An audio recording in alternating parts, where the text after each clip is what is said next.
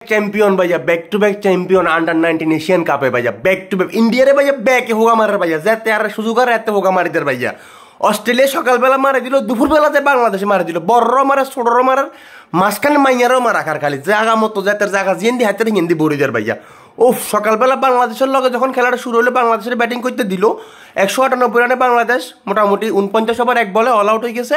run করছে 198 run আমাদের বাংলাদেশ দলের ক্যাপ্টেন তামিম আচ্ছা भैया খেলা লয় আলোচনা করে তামিম রে কেন বোলিং করতে হইব এই ফুলটা কেন বোলিং করব ভাই তামিম নামের সাথে কি বোলিং যায় এই ফুলটা বোলিং করে টানা তিনটা উইকেট লয় একদম সামনের থেকে অর্থাৎ ভারতের 7 নম্বর উইকেটটা যখন ফালাইলো লাস্টে 9 নম্বরটা যখন ফালাইলো 7 নম্বর 8 নম্বর 6 টানা দুইটা উইকেট সে পাইছে এই দুটো উইকেট সে একদম সামনে থেকে লিড দিবে দলটার মানে ম্যাচটার তাদের করে নিল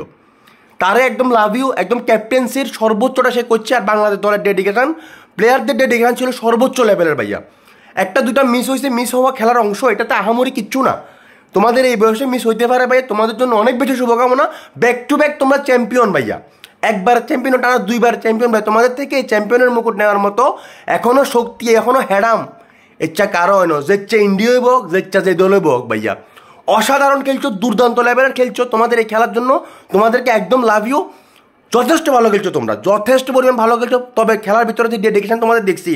যেভাবে তোমরা চাইজগুলো বাঁচাইছো চাইজগুলো বাঁচানোর জন্য চেষ্টা করছো যেভাবে রানগুলো মানে না নেওয়ার জন্য না নিতে দেওয়ার জন্য যে চেষ্টাটা তোমরা করছো ভাইয়া আসলে প্রশংসনীয় এটা দুর্দান্ত সকালে একদম ভাইয়া 50 ওভার মানে দুইটা দলের ব্যাটিংয়ের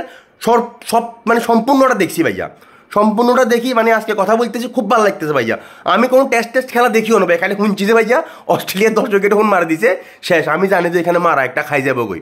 আমার বাংলাদেশের খেলা ছিল अंडर-19 মানে বড়রা মারছে অস্ট্রেলিয়ার ছোটরা মারে বাংলাদেশের রায়বেরা যাই আরে সোজা কথা ইন্ডিয়ার সময় খারাপ যার ভাইয়া মহিলারা মনে মারা খাই গেছে জুই তৈলে মহিলাদের খেলা আছে আজকে ওরাও ওইখানে মারা খাই যাবে আজকে মানে বছরের এমন একটা দিন যে দিনে ইন্ডিয়ার সিনিয়র ইন্ডিয়ার জুনিয়র ইন্ডিয়ান নারী তিন দল মানে মার খেয়ে গেছে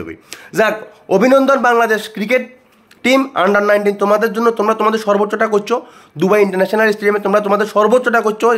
দর্শকের সাপোর্ট ছিল দর্শকটা তোমরা চেয়ার আপ করছো অনেক বেশি ভালো লাগছে সবচেয়ে বেশি ভালো লাগছে ভাই তোমরা 198 রানে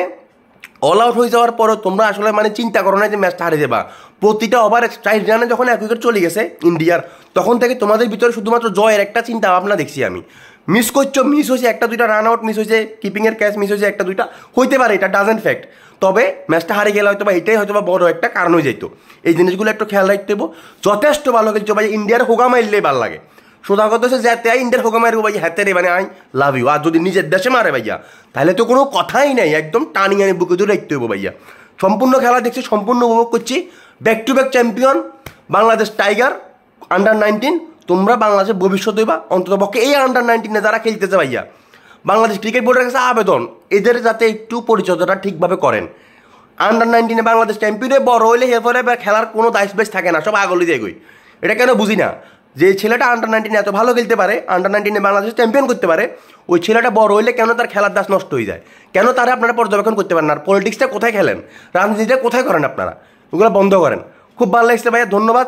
অনেক ভালো থাকো আল্লাহ হাফেজ টাটা পরবর্তীতে কথা হবে